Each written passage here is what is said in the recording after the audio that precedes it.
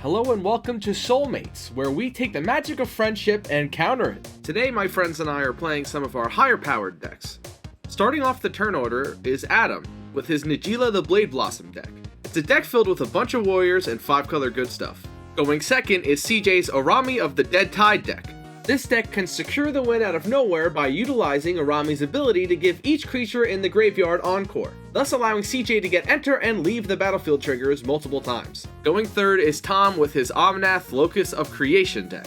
This deck is looking for a ton of early game ramp and consistency to eventually get overwhelming value from back-to-back efficient threats or guaranteed win cons. Finally, going last is my Xyris the Writhing Storm deck. It's a wheel deck with snake tribal pieces looking to win by going wide with snake tokens and pumps. Adam starts off the game with a command tower. He then taps it, shows off his pencil eraser, and then plays Exploration, which allows him to play City of Brass as his second land on his turn. He then passes to CJ.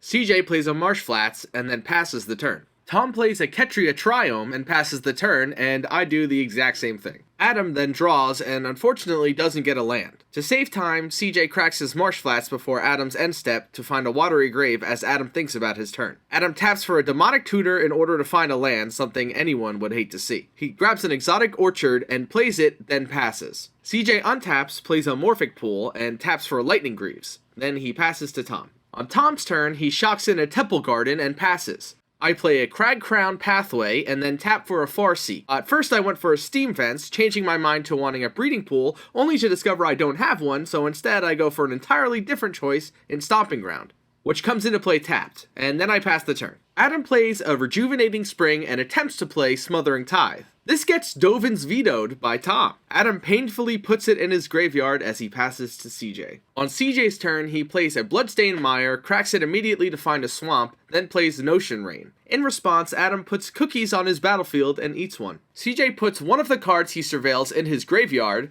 being a Puppeteer Clique, and then draws 2 cards and loses 2 life. After this, he passes to Tom. Tom untaps, plays a forest as his land for his turn, then mysteriously again passes. My turn starts with a Shivan Reef, and then I play Heartwood Storyteller. Now each time one of us plays a non-creature spell, the opponents of that player get to draw a card. With nothing else to do, I pass to Adam. Adam plays a forest, taps 3, and plays his commander Najeela the Blade Blossom. And then he passes. CJ starts off his turn with an island and immediately taps 3 for a Demon's Disciple. This makes everyone at the table sack a creature, but only me and Adam have one at the time, so my Heartwood Storyteller did nothing and Najeela goes back to the command zone. CJ then passes to Tom, who does nothing with the mana on CJ's end step. He starts his turn by playing a Courser of Crufix. He reveals the top, which unfortunately is not a land, but instead a Knight of the Reliquary. He puts a mountain into play and gains 1 life off of Courser's ability, then passes his turn. I start my turn with an island, then I tap my Stomping Ground for a green in order to play Birds of Paradise. I then pass the turn to Adam.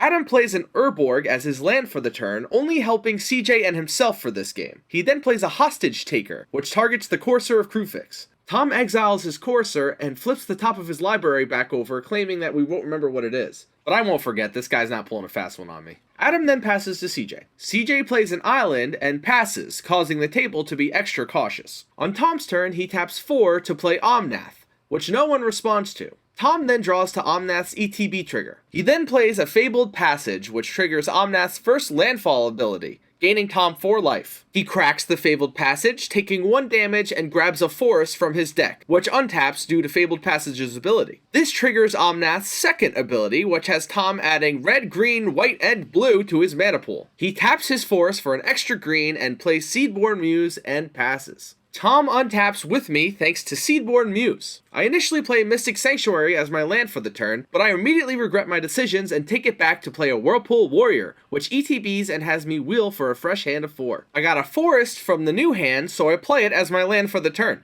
With nothing else, I pass to Adam. Adam untaps and plays Bojuka Bog. He targets Tom to exile his graveyard knowing he has the Fabled Passage in it. Unfortunately, he has no other plays, so he passes to CJ. CJ plays Araumi to start his turn, then equips the Lightning Greaves to it, giving it Shroud and Haste. He taps for 1 mana for Careful Study, drawing 2 and discarding a Forbidden Alchemy and a Fact or Fiction. He then decides to play his own Bojuka Bog and targets my graveyard, then passes to Tom.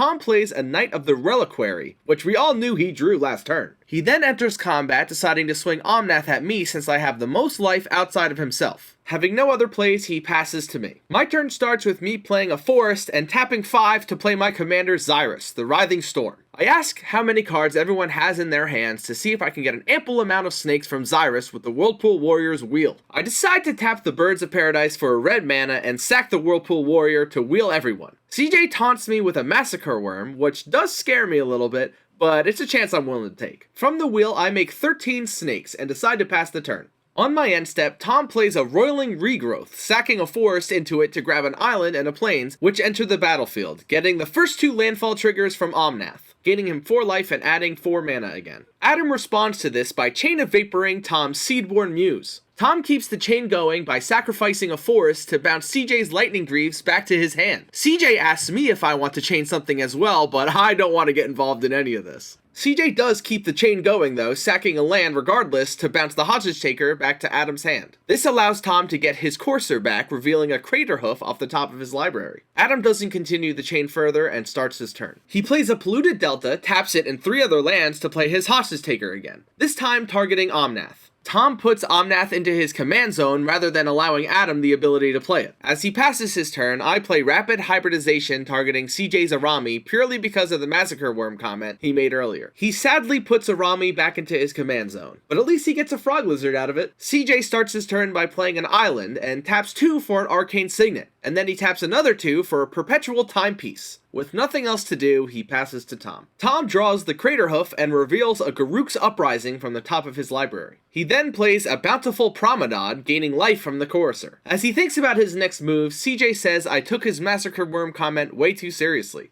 I know I put the Fear of Massacre Worm in you, James. You did. But there's no world where there's a Massacre Worm anywhere near. If anything, you had the most tokens to spare for the Disciple. You had the tokens to spare from the Disciple. You're not wrong.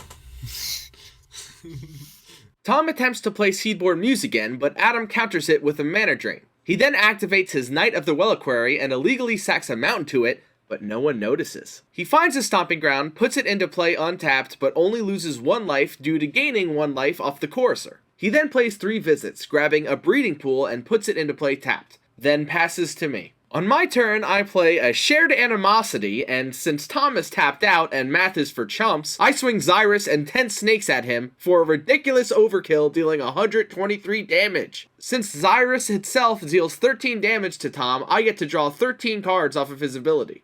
Knowing I misplayed and could have probably killed everyone there, I sadly play a Reliquary Tower, which at least prevents me from discarding the hand size. I tap it for a Soul Ring and then play a Perforos and a Sakura Tribe Elder, dealing 2 to CJ and Adam. This also provides me with yet another snake because Sakura Tribe Elder is a snake himself. I then pass to Adam, who draws and plays Najeela from his command zone and Abidant of Thassa. He asks CJ not to block his Hostage Taker to try to draw something to stop the snakes next turn. CJ doesn't block this, allowing Adam to draw a card, which creates a snake on my board, which triggers Perforos to deal another 2 damage to both of them. Unfortunately, the card he drew was a Gemstone Caverns. He plays it, and with nothing left in his hand, he passes to CJ. CJ mills 2 with his Perpetual Timepiece, but unfortunately doesn't get anything that can help him out of this situation. He admits defeat by showing he had an Entomb in his hand that he was going to use to get Massacre Worm. He also reveals that he did have a counterspell in his hand, but since I said I was hitting Tom with my snakes, he opted not to use it. He sadly passes to me knowing that I'm about to win. I play a Locus God for even more tokens, wheel the squad with a Wheel and Deal, and by this point everyone else admitted defeat already, and I got Perforos triggers and snakes and insects and the ability to swing out for the kill, and I win the game. Looking back, I definitely flew under the radar with everyone targeting Tom's value pieces and CJ's graveyard threats. If I did the math before I played Shared Animosity and not said I was targeting Tom, CJ would have countered it and the win would have not been secured. Shout out to never doing math while playing Magic.